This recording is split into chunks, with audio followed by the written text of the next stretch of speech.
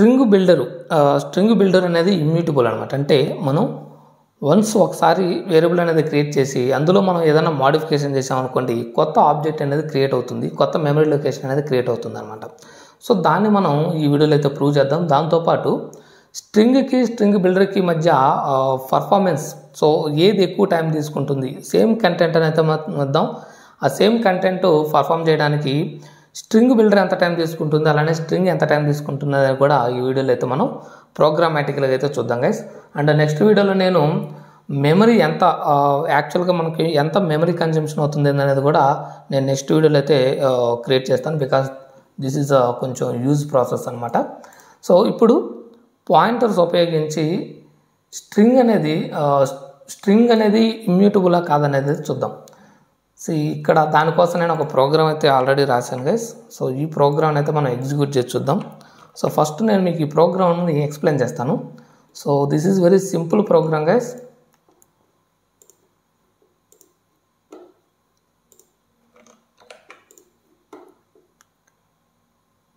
So unsafe కోడ్ని enable చేయాలి. Hello unsafe code in the project. Pointers ఉపయోగించి మనం ఈ స్ట్రింగ్ వేరియబుల్కి సంబంధించిన మెమరీ లొకేషన్కి సంబంధించిన అడ్రస్ అనేది ఇక్కడ ప్రింట్ చేస్తాను అనమాట. సో ఇక్కడ హలో వరల్డ్ అని ఇచ్చాను. సో హలో వరల్డ్ అని ఇచ్చి దీని మై స్ట్రింగ్ అనేది, సో ఈ స్ట్రింగ్ వేరియబుల్కి సంబంధించిన అడ్రస్ అనేది ఇక్కడ ప్రింట్ చేస్తున్నాను. అండ్ నెక్స్ట్ స్టేట్మెంట్లో కొన్ని నేను 5 times ఇటరేషన్ చేస్తున్నాను. ఆ 5 times మోడిఫికేషన్ అనేది జరుగుతూ ఉంటుంది ఇక్కడ. సో మోడిఫికేషన్ జరిగిన ప్రతిసారి కూడా నేను దాని యొక్క అడ్రస్ అనేది ప్రింట్ చేస్తున్నాను గైస్.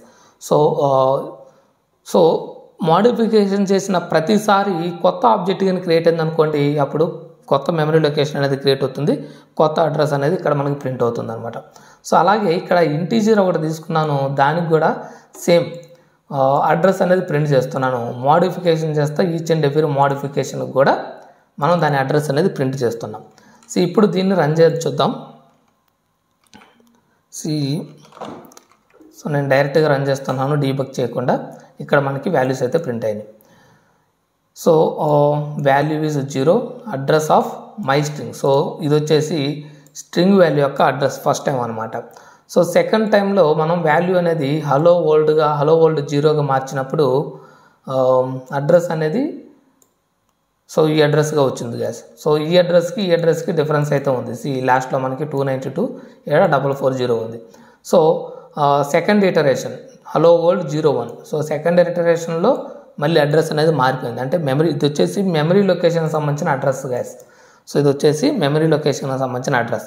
మెమరీ లొకేషన్ కొత్తది క్రియేట్ అయిందంటే దట్ మీన్స్ కొత్త ఆబ్జెక్ట్ అనేది క్రియేట్ అయిందని అర్థం అనమాట. సో ఇక్కడ మనకి ఈచ్ అండ్ ఎవ్రీ ఇటరేషన్కి ఇక్కడ 5 times మనం ఇటరేషన్ చేసాం. ఈచ్ అండ్ ఎవ్రీ ఇటరేషన్లో కూడా మనకి అడ్రస్ అనేది చేంజ్ అవుతూ ఉందన్నమాట. సో అదే మీరు ఇంటీజర్ వాల్యూ చూసారనుకోండి, ఇంటీజర్ వాల్యూ మనకి చూడండి సేమ్ వేరియబులే మనం ఇక్కడ వేరియబుల్ ఒకసారి క్రియేట్ చేసాం, బట్ దాన్ని each and every time modification అనేది చేస్తాను. అలానే ఇంటీజర్ కూడా ఒకసారి డిక్లేర్ చేశాను అండ్ మోడిఫికేషన్ మాత్రం ఈచ్ అండ్ ఎవ్రీ ఇటరేషన్లో చేస్తున్నాం. సో ఇంటీజర్ చూసినప్పుడు కూడా మీకు ఇంటీజర్ చూడండి. సో లాస్ట్లో 94332 సో ఇది memory address. So for every ఇటరేషన్లో దీని వాల్యూ అనేది ఈ మెమరీ అడ్రస్ అనేది చేంజ్ అవ్వలేదు. సో ఇక్కడ ఏమవుతుందంటే మనం ఏ చిన్న మోడిఫికేషన్ చేసినా కానీ స్ట్రింగ్ వాల్యూలో మోడిఫికేషన్స్ ఏంటంటే కొత్త ఆబ్జెక్ట్ అనేది క్రియేట్ అవుతుంది, అంటే కొత్త మెమరీ లొకేషన్ అనేది క్రియేట్ అవుతుంది హీప్లో. అదే ఇంటీజర్ ఉందనుకోండి, ఇంటీజర్లో మనం మోడిఫికేషన్ చేసినా కానీ ఏ మోడిఫికేషన్ చేసినా అందులో ఆల్రెడీ ఎగ్జిస్టింగ్ మెమరీ లొకేషన్ ఏదైతే ఉందో దాంట్లో అప్డేట్ అవుతూ ఉంటుంది అనమాట. కొత్త వాల్యూ అనేది అందులో అప్డేట్ అవుతుంది, న్యూ ఆబ్జెక్ట్ అయితే క్రియేట్ చేయదనమాట. సో స్ట్రింగ్కి వేరే వాటికి ఉన్న డిఫరెన్స్ అయితే ఇది గైస్. యాక్చువల్లీ నాకు స్ట్రింగ్ బిల్డర్కి సంబంధించి పాయింటర్స్ అనేది నేను అప్లై చేయలేకపోయాను. సో దానికి సంబంధించి నాకు లాజిక్ దొరికినట్టయితే దాన్ని కూడా నేను ఒక సపరేట్ వీడియోలో అయితే ఇంక్లూడ్ చేయడం జరుగుతుంది. సో ఇప్పుడు ఈ రెండింటికి మధ్య పర్ఫార్మెన్స్ డిఫరెన్స్ కూడా చూద్దాం. దానికి సంబంధించి కూడా నేను ఒక ప్రోగ్రామ్ అయితే రాయడం జరిగింది. సో ఎగ్జిక్యూషన్ టైం, సో ఏది ఎక్కువ టైం ఎగ్జిక్యూట్ చేస్తుంది అనేది మనం ఈ వీడియోలో చూద్దాం.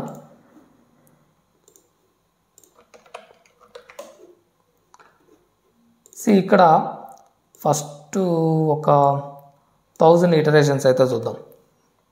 సో ఎక్కువ టైం తీసుకోకుండా ఉంటుంది. సో 1000 ఇటరేషన్స్ అనేది చేద్దాం. ఇక్కడ చూసినట్టయితే స్ట్రింగ్ వేరియబుల్ ఒకటి క్రియేట్ చేశాను, అలానే స్ట్రింగ్ బిల్డర్ కూడా ఒకటి క్రియేట్ చేశాను. ఇది వచ్చేసి string builder. Let me separate this stop watch and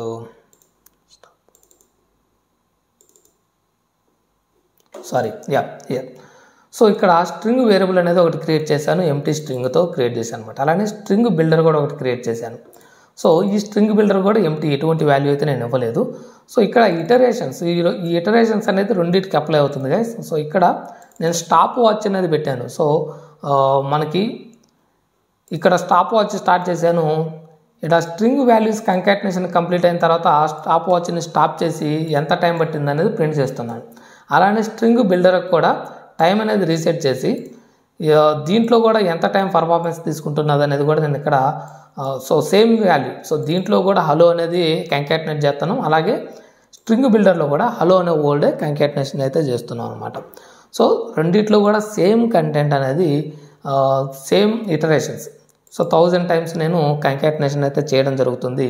so ఈ రెండింటికి మధ్య కూడా మనకి టైం డిఫరెన్స్ ఎంత అనేది అయితే చూద్దాం. సో ఇప్పుడు దీన్ని రన్ చేసినట్టయితే గైస్, సో రన్ చేసి చూద్దాం. సో టైం డిఫరెన్స్ చూసినట్టయితే స్ట్రింగ్ బిల్డర్కి 0 మిల్లీ-సెకండ్స్ తీసుకుంది, అదే స్ట్రింగ్కి 5 మిల్లీ-సెకండ్స్ అయితే తీసుకుంది. దేనికి 1000 ఇటరేషన్స్కి. సపోజ్ 10,000 ఇటరేషన్స్ పెడదాం. ఇప్పుడు రన్ చేసినట్టయితే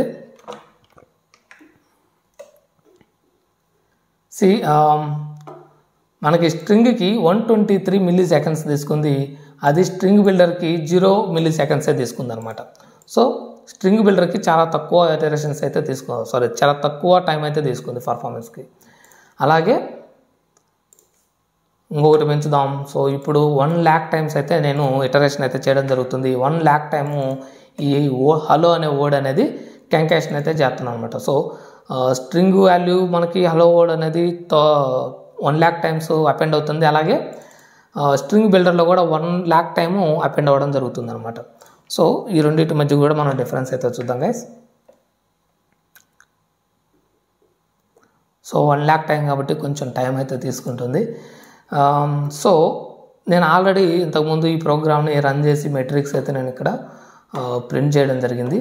సో ఇక్కడ మనకి సిస్టమ్ యొక్క కాన్ఫిగరేషన్ బట్టి టైం అనేది వేరియేషన్ ఉంటుంది. బట్ ఇక్కడ ఓవరాల్గా మనం చూడాల్సింది ఏంటంటే స్ట్రింగ్ బిల్డర్కి స్ట్రింగ్కి మధ్య ఉండే డిఫరెన్స్ అనమాట. సో స్ట్రింగ్ బిల్డర్కి స్ట్రింగ్కి మధ్య ఉండే డిఫరెన్స్ మీకు సిస్టమ్ కాన్ఫిగరేషన్ మారినా కానీ చేంజ్ అయితే అవ్వదు.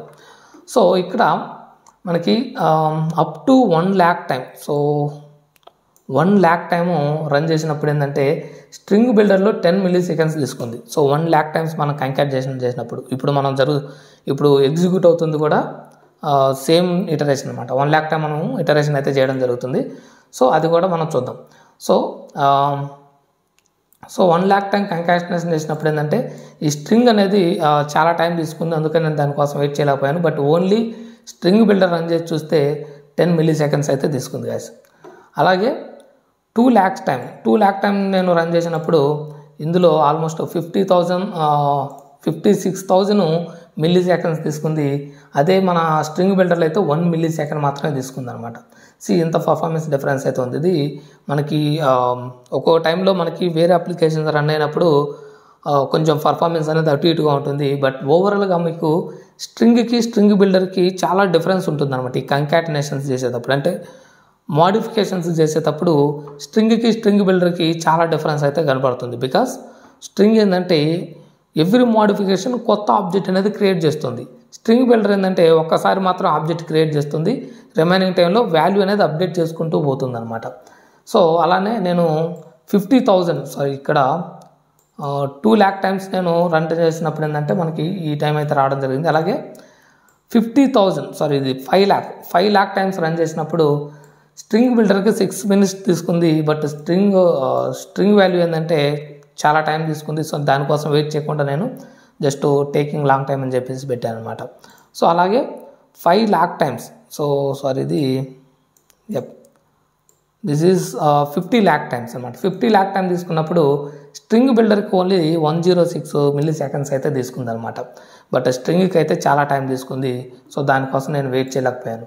సో ఇప్పుడు ఇక్కడ మీరు చూసినట్టయితే 1 lakh టైం మనం ఇటరేషన్ చేసాం కదా. సో 1 lakh టైం ఇటరేషన్ చేసినప్పుడు స్ట్రింగ్ బిల్డర్కి మనకి ఓన్లీ 1 మిల్లీ సెకండ్స్ తీసుకుంది.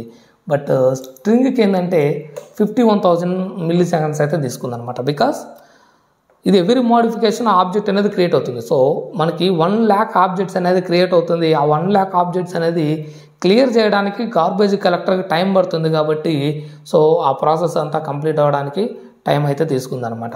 అదే స్ట్రింగ్ బిల్డర్లో ఏంటంటే ఒకే ఆబ్జెక్ట్ అనేది మనకి క్రియేట్ అవుతుంది.